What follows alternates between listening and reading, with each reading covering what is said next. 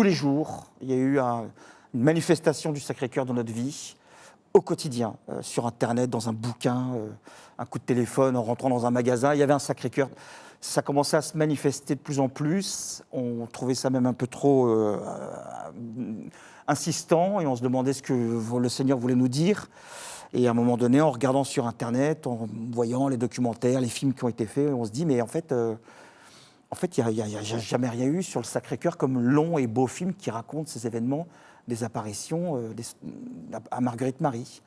Et voilà, et c'est venu, il y a eu une espèce de songe qui est arrivé en pleine prière, où on a vu des 4x3 partout en France de ce Sacré-Cœur, comme si le Seigneur nous disait, voilà, mon histoire au cinéma, ça serait bien.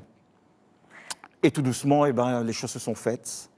On voit bien que le monde va mal, que le monde a soif d'être aimé.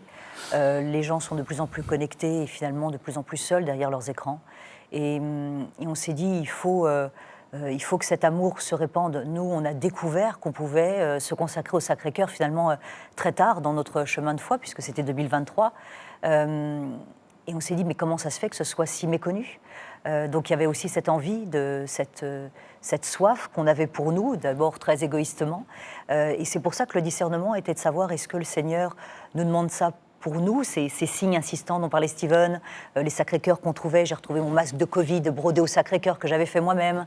Enfin voilà, toutes ces petites choses. Est-ce que c'était le Seigneur qui nous disait, les cocos, centrez-vous vraiment sur mon amour encore plus avec ce que vous faites comme travail, ou est-ce que c'était vraiment pour le montrer au monde ?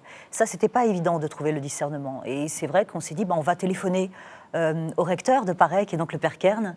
Et quand Steven l'appelle, le Père Kern lui dit, mais vous savez que dans un mois s'ouvre le jubilé des 350 ans, et chose qu'on ne savait pas.